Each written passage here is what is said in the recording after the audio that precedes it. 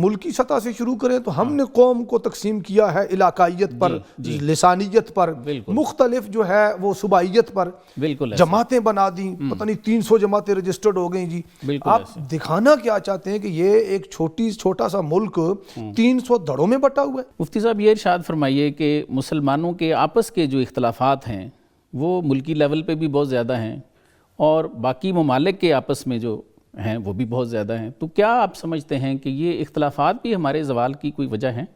Definitely سر ہم بچپن سے اسکول کی نصاب کی کتابوں میں ایک واقعہ پڑھتے آئے ہیں، وہ والد کا اپنے بچوں کو تعلیم دینا کہ لکڑیوں کی کٹھی بالکل اس کو کھول کے توڑنا اور اس کو اتفاق میں برکت والی، جی بالکل ایسے ہی ہے کہ نبی علیہ الصلوۃ والسلام نے کیا کیا۔ آپ کو قرآن مجید میں سورہ آل عمران میں پڑھتے ہیں، وہ بڑی معروف آیت ہے اور اس آیت کا بڑا استحصال ہوتا ہے ہمارے ہاں پروگراموں میں اتحاد امت کے نام پہ واعتصموا بحبل اللہ جمیعا ولا تفرقوا، تو نعرہ تو یہ لگتا ہے لیکن وہاں بیٹھے ہوئے بھی اتفاق اور اتحاد کی کوئی چیز نظر نہیں آتی۔ اس آیت کے تسلسل میں آپ اگلی آیات کا جب مطالعہ کرتے ہیں تو اس میں یہاں تک فرمایا وَكُنْتُمْ عَلَى شَفَا حُفْرَةٍ مِّنَ النَّارِ فَأَنْقَذَكُم مِّنْهَا، ٹھیک ہے، اور آگے چل کے فرمایا کہ تم آگ کے گڑھے کے کنارے پہنچ چکے تھے، یعنی تباہی اور بربادی اور ذلت کی آخری حدوں کو چھو رہے تھے۔ نبی علیہ السلام نے تمہیں ہاتھ پکڑ کر اللہ نے اپنے نبی کے ذریعے سے تمہیں بچا لیا، سبحان اللہ، اور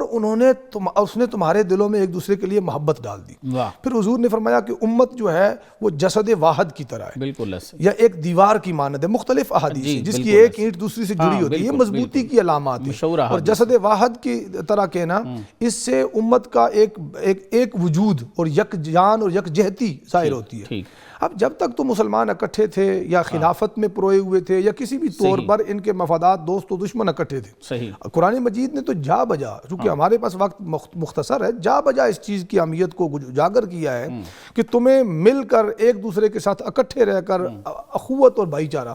اب جا دیکھیں مدینہ طیبہ کی ریاست ہمارے لیے نمونہ ہے، اس ریاست میں آپ نے دو اہم معاہدے فرمائے، ایک آپ کا میثاق مدینہ ہے اور ایک مواخات مدینہ ہے۔ تو مواخات مدینہ رہتی دنیا تک کے لیے دونوں چیزیں، لیکن مواخات مدینہ خاص آپ کے سوال سے ریلیونٹ ہے، وہ ہمارے لیے ایک بہترین مثال ہے۔ ہمارے ہاں کیا ہوا؟ ہمارے ہاں امہ بہت پیچھے چلی گئی، امہ کے مفادات پیچھے چلے گئے، شخصی، جماعتی اور ملکی اور ریجنل، ہمارے مختلف جو ریجن ہیں علاقائی، وہ مفادات اوپر آ گئے۔ ہم نے امت کو تقسیم کیا، اگر آپ نے ملکی اور بین الاقوامی بات کی ہے، ملکی سطح سے شروع کریں تو ہم نے قوم کو تقسیم کیا ہے علاقائیت پر، لسانیت پر، مختلف جو ہے وہ صوبائیت پر،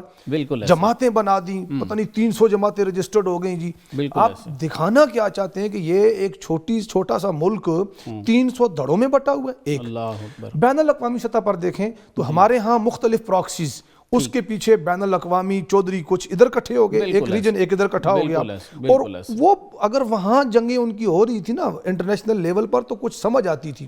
انہیں کمزور ممالک کے اندر اتار دیا گیا، انہی جنگوں کو، نظریاتی جنگوں کو، اور ہمارا ملک اس کے لیے انہیں بہت آسان فیلڈ اور میدان لگا، اور ہم بھی ایک 2 دہائیوں 3 دہائیوں سے یہ چیز بھگت رہے ہیں۔ میں سمجھتا ہوں کہ یہ زوال کا صرف سبب ہی نہیں ہے، بہت بڑا سبب ہے۔